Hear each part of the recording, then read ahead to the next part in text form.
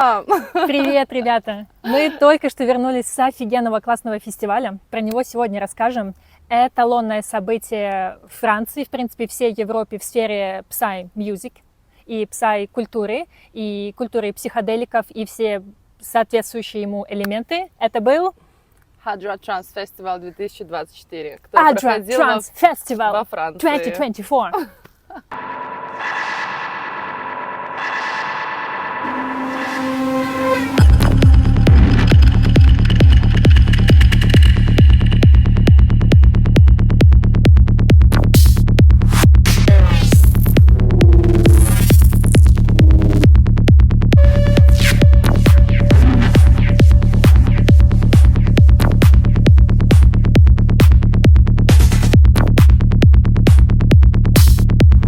В общем, да, это один из самых крупнейших, ярких фестивалей в мире музыки псай-транса. Я туда уже приехала второй раз. Это мой третий фестиваль псай-музыки, но именно на Адру я решила вернуться в этом году, потому что в прошлом году, когда я в первый раз его посетила, я была поражена размахом. 10 тысяч человек.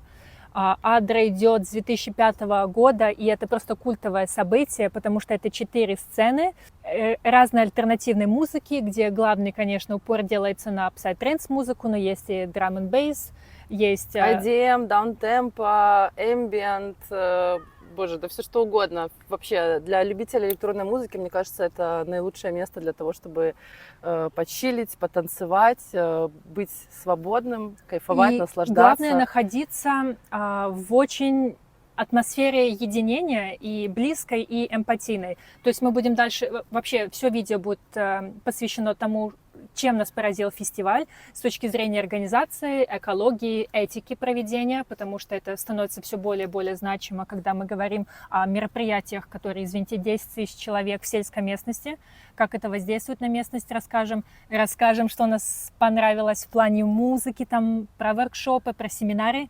И про общий вайб. Ну да, и про ценности фестиваля, потому что на самом деле, мне кажется, что жемчужина этого фестиваля — это ценности, на которых он организован и построен. Я знаю, что ты уже знакома немного с культурой псай-транса, и ты с ней познакомилась в Индии. Вот, да, непосредственно на родине псай-транса я была в 2017 году. Вот, я провела в Индии месяц, и когда я ехала на фестиваль Адра, я сразу не могла понять, будет ли это похоже на то, что я испытывала в Индии. Но действительно, да, когда я приехала на Adra Trans Festival, я поняла, что фестиваль — это такая концентрация, выжимка самого классного, что было в Гоа, когда я там была. Это, во-первых, крутые люди, это классная музыка, это атмосфера уюта, тепла, безопасности. Это супер открытая комьюнити людей, которые приезжают наслаждаться музыкой, приезжают наслаждаться общением друг с другом. И, конечно же, это о духовности. А само слово псай-транс, оно вообще откуда пошло? Вообще псай-транс зародился в Гоа, да. В Индии. То есть это прям родина-родина? Это прям родина-родина. Почему это произошло? Потому что в 70-х американцы очень устали от...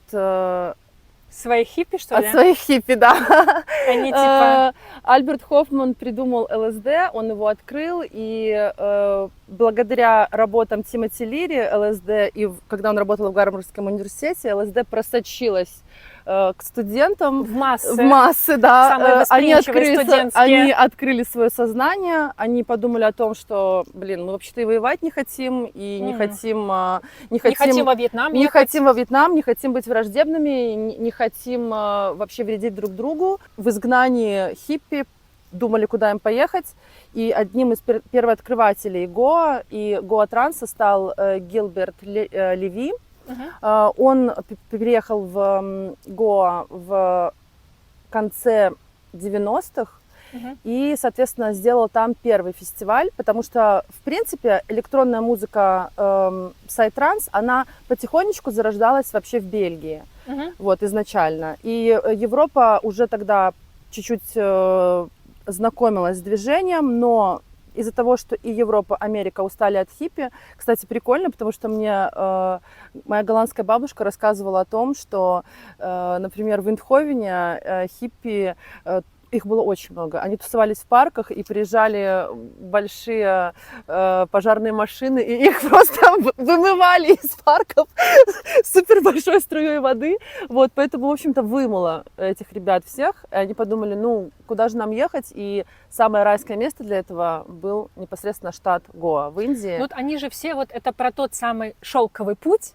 То есть был один известный шелковый путь про античности тогда, когда шли караваны с официальными товарами, там золото, пряности, а второй неофициальный шелковый путь, это вот путь наркотиков через Таджикистан, через Пакистан, через Иран, Ирак, которые были тогда относительно светскими государствами, и вот они до Индии, Непал, пожалуйста. В принципе, наркотики, они же достаточно еще были не запрещены, даже во Франции вот до 60-х годов. Да, есть, все верно. То есть их буквально внесли в законодательную базу, оформили как что-то, как нелегальное действие принятия наркотиков. Это вот 60-е.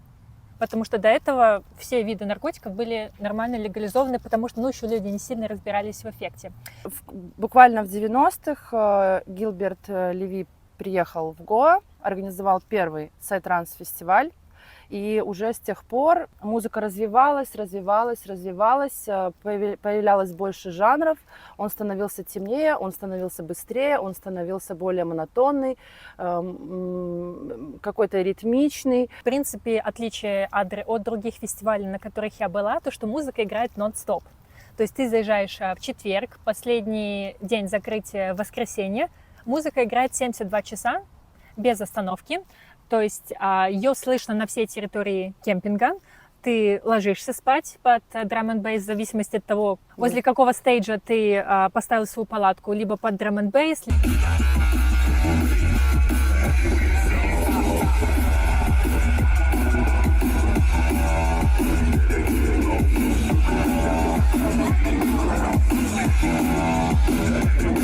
Либо под регги, либо чаще всего под псай-транс ты засыпаешь, просыпаешься.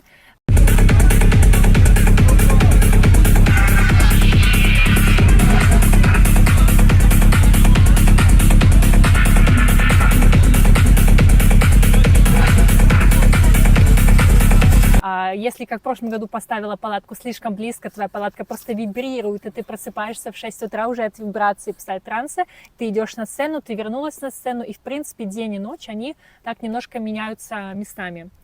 Потому что музыка играет без перерыва, и как раз-таки это про то, чтобы тебя настроить максимально и окунуть в дух музыки.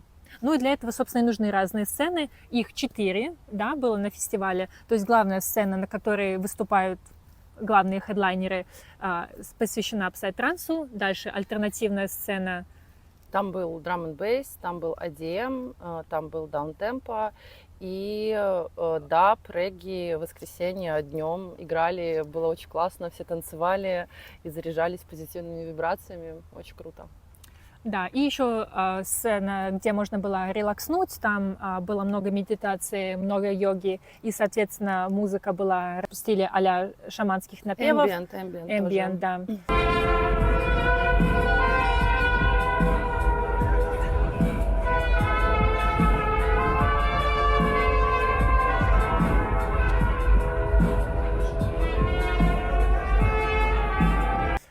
Релакс, чил, такая музыка. Ну и 4-я была альтернативная сцена для тех, кто хотел попробовать себя там впервые с микрофоном с помощью местных каких-то инструментов. Я приехала на фестиваль впервые, и что я увидела, во-первых, что меня больше всего поразило, это то, насколько Psytrance комьюнити во Франции заботится об окружающей среде и о вопросах экологии. Это первое, что бросается в глаза. Сразу же ты понимаешь, что никакого пластика на фестивале не будет. Для того, чтобы пить алкоголь, нужно купить стаканчик за 1 евро. Этот стаканчик путешествует с тобой на протяжении всех 4 дней на фестивале. Да. Вот. Везде можно было наполнять бесплатно воду в бесконечных количествах в любом баре, возле любого фонтанчика с водой. Вот, опять же, в эту чудесную чашечку, с которой ты везде ходишь. И что еще меня поразило? Ну, наверное, туалеты. Сухие туалеты. Сухие туалеты. Это вообще что-то очень крутое, потому что, ну, а если мы говорим о фестивалях или если мы говорим о каких-то биотуалетах, то можно подумать, они, может быть, плохо пахнут или там вот где-то будет некомфортно. Нет, ребята, которые организовывают фестиваль, позаботились обо всем. Меня поразило то, что туалеты использовать сухие опилки вместо воды, и, соответственно, потом можно использовать это все идет компост, отходы для удобрений, писсуары для девочек. Меня писсуары для девочек, уринарии. Для девочек. Я их впервые видела в прошлом году, но потом заметила в международных всяких, когда фестивали делаются даже в городах, их используют. Уринарии для девочек, они такие же, как уринарии для мальчиков. И там такая нарисована лисичка, которая присаживается на унитазик. Ну, в принципе, тот же концепт. Они также собирают мочу, потому что ее используют потом для удобрения. И, во-первых, это снижает количество очередей в женский туалет, что, в принципе, самое главное. Но и то, что это тоже безотходное производство, моча собирается и потом используется для удобрений. Потому что, как известно, мужчины могут это сделать где угодно, а девочки всегда прячутся, всегда стоят вот в этой вот огромной очереди вместе со всеми, кому надо в туалет и по большому, и по маленькому. Они нам облегчили жизнь и сказали, вот, пожалуйста, вы можете точно так же, как и ребята, зайти, сделать свои дела и быстренько уйти. Да, быстренько за шторкой закрыться и типа выйти. Ну, кстати, вот про пописать где угодно мальчики, это вот, к слову сказать, на этом фестивале такая достаточно высокая этика проведения фестиваля, поэтому такие вещи, в принципе, там не приветствуются. Это то, что нужно отметить, в принципе, про весь амбианс, про уровень примерно одинаковой солидарности, вежливости, этичности, отношения и к природе, и к себе, как бы, знаете, пафосно это все не звучало, этичность, толерантность. Мы, блядь, на трансфестивале, там много людей, которые, знаете, с утра там уже все просто занюхнули и приняли, но несмотря на все это, люди все равно отстоят свою очередь в туалет, люди никогда ничего не бросят после 10 тысяч человек на фестивале чисто, причем там есть волонтеры, безусловно, которые убирают мусор, но, в принципе, люди не мусорят, это, в принципе, не принято. Не валяются нигде ни бычков, ни пластиковых стаканов. Люди даже в толпе, когда идут, извините, дайте пройти, спасибо, пошел дальше. Да, на танцполе тебя придержит обязательно, если кто-то там очень активно танцует. Да. И вообще меня поразило еще то, что люди могли прям сидеть чуть ли не посередине танцпола, вокруг толпа танцует, и все так мило этого человека обходят, и так мило друг другу показывают, что вот он здесь сидит, поэтому его не заденьте. Какой-то парень заснул на танцполе, его друзья постоянно, так уже подпихнули, поняли, что чувак, он ушел уже в нирвану полностью соединяться с музыкой, его вообще оттуда не утащить. Они его благовониями и палочками светящимися обставили по контуру в толпе, и чтобы все проходящие люди видели, что тело светится вокруг, и чтобы на него не наступили. Это очень мило. Да, даже такие маленькие элементы заботы, но в принципе это солидарность. Был очень смешной момент, потому что эти туалеты, про которые мы рассказывали, они картонные, которые там опилочками экскременты свои засыпаешь. То есть, естественно, они, созданы из картона, поэтому они в принципе очень подвижны, так сказать, мобильные. Они поэтому и мобильные туалеты, что они очень легкие. И в какой-то момент на 3-й день начался сильный ветер, и мы больше всего волновались за палатки, потому что они могут улететь. И, значит, стоим мы в туалет в очереди, и тут такой дует ветер, прямо раз подул, два подул, знаете, как в этой сказке про 3 поросят. И подул ветер 3, и опрокинулся туалеты перед нами. И вся очередь смотрела на людей, которые остались сидеть на унитазах. Они просто остались сидеть, это было очень смешно, они просто остались сидеть на унитазах. А их домики опрокинуло сзади. Супер, они просто сидели, помахали рукой всем. А солидарные девчонки и мальчишки просто побежали и стали закрывать своих друзей, подружек. Да. Ставили сразу же обратно, стали ставить эти картонные домики, но они опять опрокинулись, и опять эта девочка, которая сидела на туалете, говорит: поставьте мне этот уже столик, подержите дверь, дайте уже покакать нормально. И там тоже ребята подбежали сразу держать и дверь, но это было забавно, смешно, но вместе с тем мне кажется, что даже на этом фестивале, даже в такой вроде ну, не унизительная ситуация, но она... Конфуз, это был конфуз Вот, в такой. конфузной ситуации, которая могло бы стать, может, даже травмирующей для кого-то на каком-то другом фестивале, с более агрессивной атмосферой, где там, не дай бог, толпа может... Я уверена, во многих местах люди бы достали телефоны в очереди и сняли бы это, но это было очень смешно. Ну, конечно же, на Адре такого не случилось, там никто, естественно, не стал ничего снимать, никто не стал... Все очень смеялись, но все очень быстро побежали, помогли, и Да. как-то все это очень быстро разрешилось, и туалеты уже стояли на месте, буквально через 15 минут, вот, и все весело и задорно пошли танцевать дальше. Я думаю, если бы я сидела на туалете в то время, как домик бы мой туалетный опрокинула, и я осталась бы сидеть на горшке перед огромной толпой, там толпа-то была большая Ну да, на очередь фестивале. просто, да, в принципе, очередь в туалет Хватило стояла. бы во мне чувства юмора сделать вот так вот, как сделали они. Я думаю, что да. Я почему-то думаю, что да. Ну, Да. потому что атмосфера на фестивале в целом очень дружественная, и вот хотелось бы вернуться к слову, к тому, что ты говорила, что там люди употребляют разные вещества наркотические, которые меняют сознание. Почему мне понравилось то, когда же этот, казалось бы, такой щекотливый момент учли на фестивале. При входе на фестиваль, когда ты стоишь в очереди на регистрацию, стоят волонтеры, которые раздают буклеты о наркотиках и о том, Осознанном потреблении. об осознанном потреблении, собственно, и самый главный момент — это снижение вреда от употребления. То есть, зная, что люди на таком фестивале будут употреблять разные наркотики, психоделики, будут экспериментировать со своим сознанием, ребята понимают, что Это неизбежно. это неизбежно. Поэтому и нужно просто снизить риск. особое внимание хочется еще уделить волонтерам, которые работали на фестивале. Они подразделялись там на несколько видов, в зависимости от их жилетов и от внешнего вида.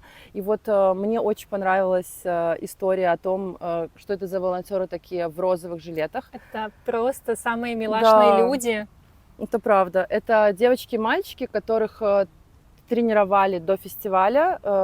Что они делают? В общем, эти ребята гуляют по фестивалю, и они смотрят, чтобы... Они как бы отвечают за вайб. За вайб. За вайб. Мы волонтеры за вайб.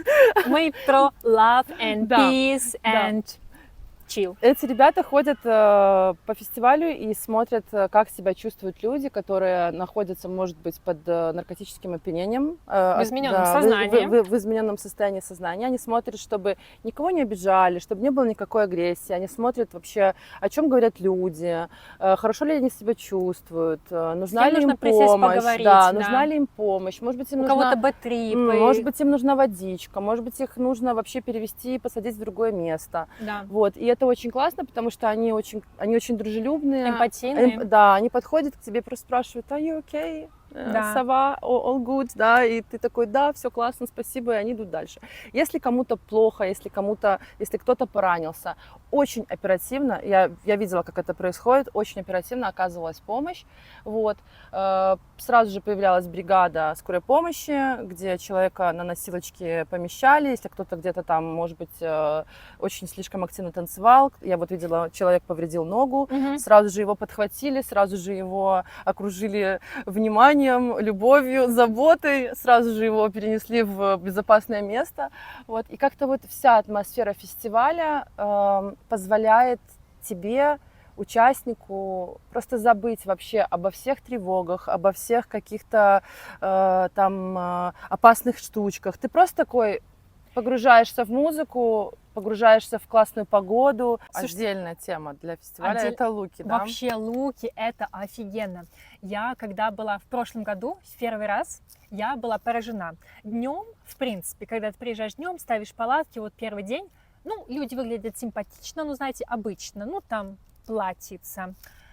Когда ты вечером выходишь на сцену, туда, уже близко к фестивалю, где играют музыка, и особенно с наступлением темноты начинают появляться такие великолепные, красивые люди. Просто, знаете, какие-то феи все обвешанные всеми видами лампочек. То есть, в принципе, Psytrance — это про иллюминацию. То есть именно в плане декорирования фестиваля это безумно красивые инсталляции на всех сценах. Они разные в зависимости от типа музыки. Главная сцена, конечно, предполагает огромнейший экран. Там меняются и видеоинсталляции очень важны для подбора музыки, потому что ты не просто смотришь на диджея, да, ты еще уделяешь большое внимание визуальности. Так вот, наряды. Просто мужчины выглядят тоже великолепно, все украшают себя огромным количеством неона, чтобы вы все светились, ногти, платья. У нас, например, мы не просто так выбрали эти платья, они у нас тоже светятся в темноте. Длинные волосы, разноцветные волосы. Опять-таки, и девчонки, просто, знаете, какие-то феи идут, просто все закутанные в лампочки. Очень красивые украшения длинные у платья, людей. украшения очень красивые. То есть, в принципе, это то место, где можно на максимально проявиться, просто одеть все самые сумасшедшие вещи, кем бы ты ни был. Понятно, что днем там танцуют, особенно на более чилловых сценах, в расслабленных вещах много девчонок танцуют топлес, потому что, ну, да, это про свободу, про расслабленность, но к вечеру просто все лучшее сразу, и вот про то, что ты там типа king of this place или queen, и там вот можно быть кем угодно, это тоже про то, что быть любым, и тебя типа Принимают, класс, тебя любят. принимают и ценят. В принципе, вот брошюрка фестиваля, так вот она выглядит, вот Adra Trends Festival программа, и вот сзади вот этот значок, ручка, это знак официального фестиваля и глаз. Да? Célébrer, écouter, profiter, respecter. Празднуй, слушай, profiter, получи удовольствие, получи профи, да, получи удовольствие, и respecter, уважай. Вот сама программка, она, в принципе, интересная, потому что тут есть все, тут, понятно, расписание всех сцен, тут есть классные ателье, конференции на разные интересные темы про космос, про математику, да, потому что о чем еще интересно послушать на фестивале, ну, про математику. Я не говорю по-французски, но наш друг Симон, он был с нами на фестивале, он сказал, я пойду точно слушать лекцию про математику. И после лекции я благополучно проспала всю лекцию по математике. Потом я проснулась, я пришла к нему и говорю, ну что, Симон, как лекция? Он сказал, что лекция была настолько глубокая и классная. И человек, француз, послушал лекцию, он сказал, что это было очень сложно, но это было очень интересно. И, казалось бы, это психоделический трансовый фестиваль, но темы, которые обсуждали, были абсолютно разнообразные. И это говорит лишь о том, насколько интеллектуально развиты люди, которые любят такую музыку. Пожалуйста, конференции математика, дальше фильмы, дальше конференция астрофизика.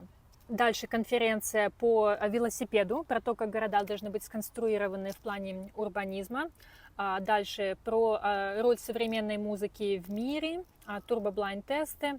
Ну, в общем, да, психоделизм в музыке, вот, пожалуйста, тема для конференции хорошая. Презентация low-tech, то есть, я думаю, астрофизика офигенно заходит на транс-фестивале. Согласна. Потому что твое сознание, знаете, оно уже открылось, и для астрофизики это как раз то, что нужно сделать.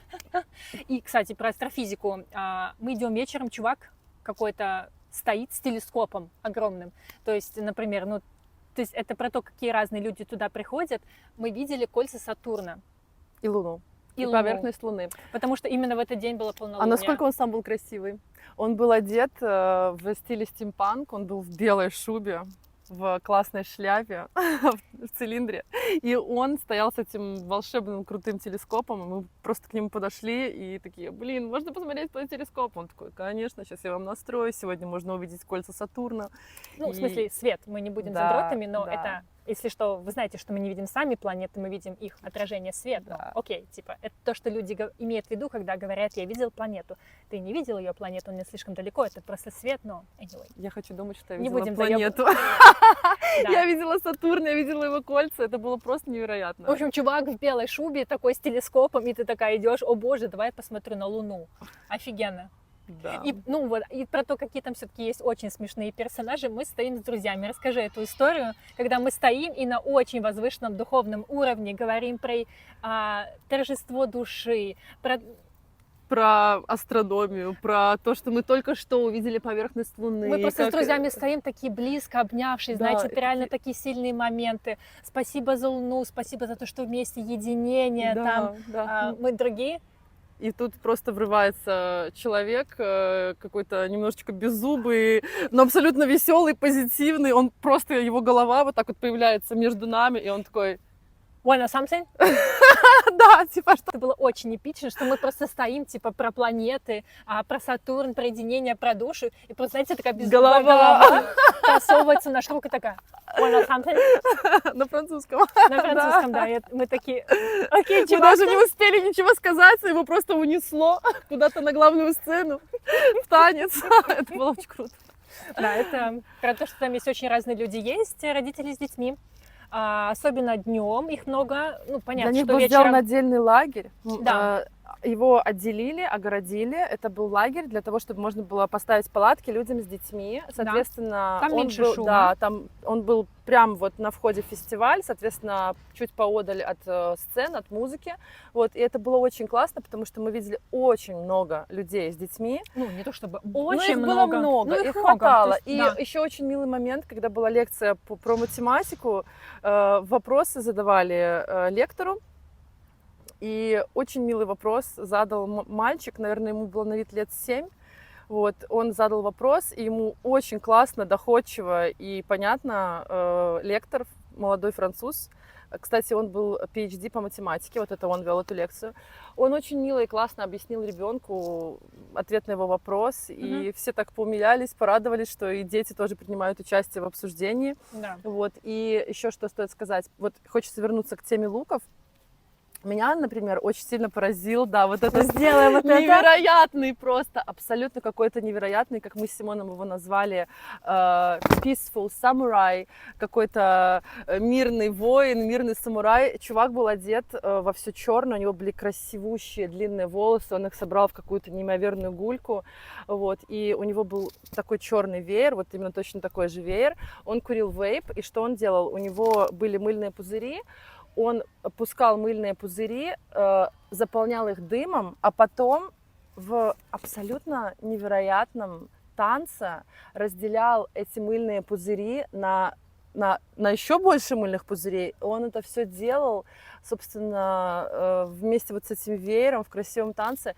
И что мы делали? Мы просто сидели с Симоном на траве и смотрели на него, и так долго смотрели на него, а потом Симон повернулся ко мне и говорит: слушай, мы с тобой здесь сидим уже 15 минут, и мы не можем оторвать взгляд от этого абсолютно какого-то прекрасного человека, который грациозно, красиво, медленно наслаждался собой, во-первых, в этом танце, а во-вторых, он подарил нам всем незабываемые эмоции и очень красивый визуал, потому что он сам был прекрасен, играл красивый медленный эмбиент, и он танцевал и дарил нам всем радость и счастье. И вот этот момент на сленге, как хочется сказать, залипание вот в его танец и вот в то, что он делал. Это было очень красиво. В принципе, даже тоже сидим с другом, и там столько много идет красивых людей. Вот то, что ты рассказывала, все красиво декорированы, с украшениями на телах. И мой друг просто в какой-то момент у него сознание отключилось, он так обратил свой взгляд куда-то вдаль. Я говорю: ты куда, мой друг, смотришь, что случилось? Он говорит: мимо меня только что прошла фея моей жизни. Он говорит: это была фея. То есть прошла какая-то невероятно красивая девушка, и мой друг о ней потом говорил целый вечер, потому что, естественно, она была красива, потому как она была украшена, как она выглядела, как она светилась, потому что она реально выглядела как королева просто луны. И он был под впечатлением, весь вечер говорил о ней. То есть даже с точки зрения визуала это место стоит того, чтобы посетить. А музыка, она, даже если вы не фанаты псай-транса, мы с Лейлой обе не фанаты псай-транса, то есть мы не из тех, кто стоял на сцене все 72 часа. Скажем так, мы не стояли на сцене, я думаю, даже 5 часов, в общем и целом, на сцене псай-транса. Потому что, у нас немного другие у обеих музыкальные устремления, но с точки зрения атмосферы, которую создает музыка, с точки зрения комьюнити, которое там собирается, это просто, знаете, какое-то благословенное время, где можно быть любой и при этом быть принятой. Но любой это значит все равно не нарушать границы других, потому что на этом фестивале помнят, что твои границы заканчиваются там, где начинаются границы другого человека. Все верно. Еще хочется отметить разнообразие музыки, разнообразие вообще в целом искусства. И этот фестиваль — это про, наверное, экспрессию всех видов искусства. Это про визуальное искусство, это про фэшн, это про музыку, это про художественную экспрессию, потому что то, как были оформлены сцены, боже, ну, это делали профессиональные художники. И, конечно, все инсталляции, которые мы видели на главной сцене, на альтернативных сценах, это невероятный визуал, Да. просто невероятный визуал. Это красивейшие декорации, и это большой труд людей, огромный труд Но этот людей. фестиваль, он эталонный с точки зрения красоты, эстетики, организации, да. То есть он известен не только во Франции, он во всей Европе. Поэтому, надеюсь, мы смогли рассказать, что этот фестиваль, в принципе, наверное, будет интересен всем. Всем, абсолютно всем. Что можно делать людям, которые не любят псай-транс и, например, приехали, ну, не за музыкой, вот что они могут там делать? Они могут делать все, что угодно, кроме посещения сцены, потому что там есть все виды активности, которые связаны с самопознанием. Можно зависнуть на целый день вместе с йогами, медитациями, шаманами, конференции, как мы обсудили. Хочешь, работай с телом. Хочешь, работай с сознанием. Хочешь, ходи на воркшопы, делай мандалы, делай вещи руками, создавай астрологические Да, карты. мы, кстати, там, как называется, вот когда ты из камня что-то делаешь, как это? Чесание. Ну, в общем, мы даже попрактиковались в том, чтобы что-то вырезать из камня, вот, потому что скульптор там был, у него был свой воркшоп, и мы все могли что-то там побить молоточком и что-то сделать, и это было очень классно. Что еще важно? То есть это про тоже принципы фестиваля, вовлечение местного комьюнити. То есть туда в воскресенье, во-первых, все местные жители могут прийти посетить бесплатно, которые живут в определенном радиусе недалеко от фестиваля. Для них вход там, по-моему, до 3 часов в воскресенье открытый. А во-вторых, там существует своя валюта на фестивале. Меня это еще поразило в прошлом году, потому что, в принципе, фермеры, которые приезжают, продают свои продукты, они как раз-таки рассказывают, что они действительно используют свою валюту в своем регионе. Их вообще существует около 20 валют. Но эта валюта создана для того, чтобы избежать Нацбанка Франции, избежать ненужных налогов. И вот в таких кооперациях, на таких фестивалях она используется. То есть можешь платить картой, можешь платить евро, а можешь использовать местную валюту, чтобы именно инвестировать деньги, делать такие injections в местную экономику за счет того, что, понятно, этой валютой ты можешь расплачиваться только с людьми, которые проживают на этом конкретном комьюнити, на этой арене. Но и именно так и происходит вливание денег в экономику за счет того, что вы пользуетесь единым только местным торговым средством вот местной валюты. Эта тема меня тоже поразила. Мне нравится, что местное население тоже вовлечено. То есть это не приехали хипстеры со всей страны из города, ну типа, знаете, оккупировало место. То есть то, что люди, которые там живут, принимают непосредственное участие. И, кстати, отдельная тема – это забота про волонтеров. Мы общались с волонтерами, их 400 на проекте, то есть достаточно много. Тоже про гуманное отношение. Почти все волонтеры сказали, что это просто лучшее отношение к волонтерам, с которым они сталкивались. У них замечательные условия труда, их отлично кормят, у них там отличные душевые вечеринки. То есть Они фестиваль не изменяет своим ценностям. И они живут отдельно от всех гостей фестиваля. Да, чтобы у них была тишина, у них спокойствие. хорошие души, у них свои туалеты, они живут отдельно, они все проходят обучение перед тем, как приступать к работе на фестивале. И они все очень классные и супер открытые ребята, которые, кстати, нам сказали, что когда фестиваль для гостей заканчивается, то организаторы фестиваля делают отдельную вечеринку, сумасшедшую вечеринку для волонтеров, где они тоже могут отдохнуть и уже оторваться по полной, потанцевать, и тоже как-то let go, да, вот все. Да. Хочется отдельно выделить еще активности, которые были на фестивале. На фестивале было очень много палаток с красивущей одеждой разных инди-брендов, которые приехали не только из разных уголков Франции, но и из Испании, в том числе из Барселоны. Вот. И меня очень поразило вообще разнообразие одежды, которая была представлена там. Абсолютно невероятные, красивущие украшения из натурального камня, из магических кристаллов, и все это можно было купить, на все это можно было позалипать, все это можно было потрогать, пообщаться с ребятами, которые это продают. Очень много искусства, была отдельно выставка. Очень красивая арт-галерея. Да, прекрасная арт-галерея психоделического искусства, где разные художники из разных стран представляли свои работы, которые все тоже можно было купить.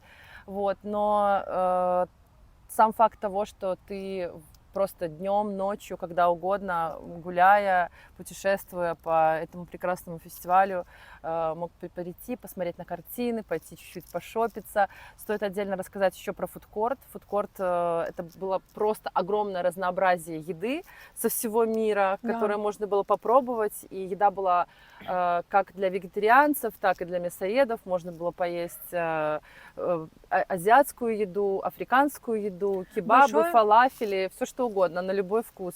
Вот, кстати, про напитки это очень интересная тема, потому что я, например, человек, который сознательно не пьет алкоголь на фестивалях. Для меня важно, чтобы у меня было, знаете, чистое сознание, не замутненное, знаете, там, каким-то пивком или какими-то коктейлями. То есть, да, я всегда чиста на фестивалях без алкоголя, и мне важно, чтобы были всякие альтернативы в плане soft drinks, и поэтому я отдельно отмечаю всегда огромное количество чаев, разных напитков, чай, латте, матча, чай со специями, вкусные берберские чаи, палатки, да, кофе со специями.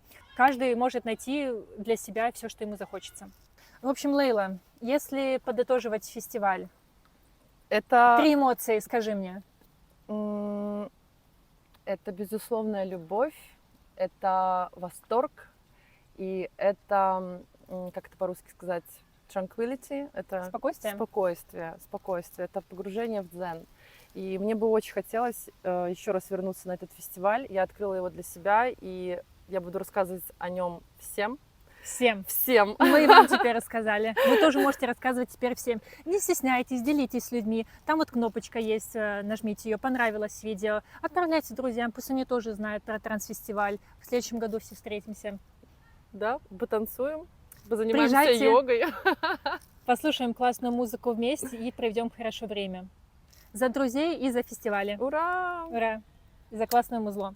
Ура!